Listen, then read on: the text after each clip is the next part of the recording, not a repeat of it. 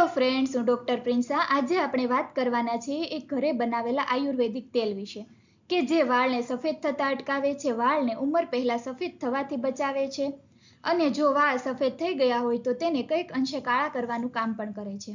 આ ઉપરાંત આ તેલ વાળ ખરતા અટકાવે છે, વાળના રૂટને મજબૂત કરે છે અને વાળને ચમકદાર, લાંબા અને કાળા કરે છે.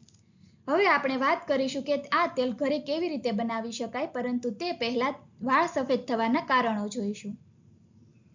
જો ચેનલ પર પહેલી વાર આવ્યા હોય તો સબસ્ક્રાઇબ કરો. વાળ સફેદ થવાના કારણો. આપણી સ્કિનમાં મેલેનોસાઇટ નામના સેલ હોય છે જે મેલેનિન ઉત્પન્ન કરે છે અને આ મેલેનિન જે વાળને રંગ આપે છે.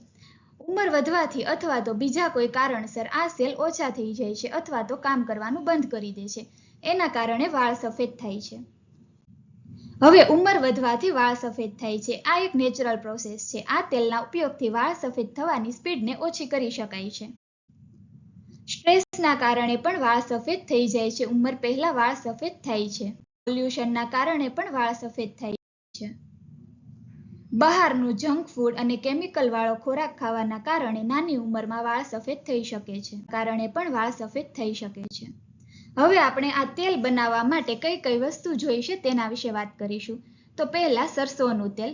સરસોના તેલમાં ઓમેગા 3 અને omega 6 fatty acid, vitamin E હોય છે જે વાળના રૂટને મજબૂત બનાવે છે અને તેના ખરતા અટકાવે છે અને ઉંમર પહેલા વાળ સફેદ થઈ ગયા હોય તો તેને રોકે છે.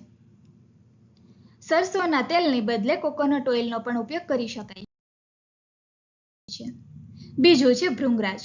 ભૃંગરાજ, જેના વિશે આપણને બધાને ખબર જ હશે કે જે આયુર્વેદિક ઔષધિ છે જે વાળ માટે ખૂબ જ ફાયદાકારક છે. ભૃંગરાજનો ઉપયોગ તેલ, શેમ્પૂ, કન્ડિશનર અને સિરમમાં પણ થાય છે. મેથી. મેથી વાળને સોફ્ટ અને સ્મૂથ રાખે છે અને જો હોર્મોનલ ઇમ્બેલેન્સના કારણે વાળ ખરતા હોય તો તેના માટે મેથી બેસ્ટ છે. આંબળા. આંબળામાં વિટામિન સી ભરપૂર માત્રામાં હોય છે કે જે હેર ગ્રોથ માટે ખૂબ જ ફાયદાકારક છે અને વાળના રૂટને મજબૂત કરે છે અને ડેન્ડ્રફ પણ ઓછો કરે છે. લીમડો, કે જે વાળ માટે ખૂબ જ ઉપયોગી છે. તે સ્કાલ્પમાં લોહીનું પરિભ્રમણ વધારે છે, તેથી વાળના રૂટ મજબૂત બને છે અને ડેન્ડ્રફ માટે પણ ખૂબ જ ફાયદાકારક છે. ગુલાબ. ગુલાબ, કે જે વાળના ગ્રોથ માટે ફાયદાકારક છે અને વાળને મુલાયમ બનાવે છે.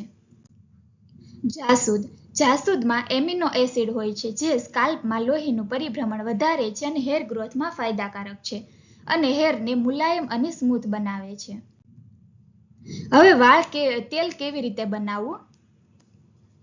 500 ml સરસોનું તેલ અથવા તો નારિયેળ તેલનો ઉપયોગ કરી શકાય. તેને એક કાચની બોટલમાં નાખવાનું છે.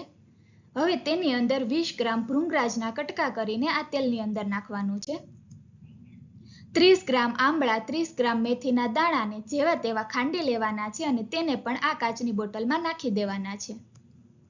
થોડો લીમડો, ગુલાબ અને જાસૂદના ફૂલને 2 થી 3 દિવસ સૂકવી દેવાના છે અને પછી તેને આ બોટલમાં નાખવાના છે.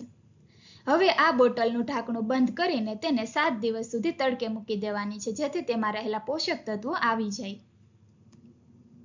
7 દિવસ પછી એક લોખંડની કડાઈ લેવાની છે. તેની અંદર આ તેલને નાખવાનું છે અને ધીમા ગેસે પાકવા દેવાનું છે. એ ધ્યાન રાખવાનું છે કે ગેસ ધીમો હોવો જોઈએ. ધીમે ધીમે પાકવા દેવાનું છે અને પછી જ્યારે તેલ ઠંડુ પડી જાય ત્યારે તેને ગાળીને કાચની બોટલમાં ભરી લેવાનું છે. હવે આ તેલનો ઉપયોગ કેવી રીતે કરવો?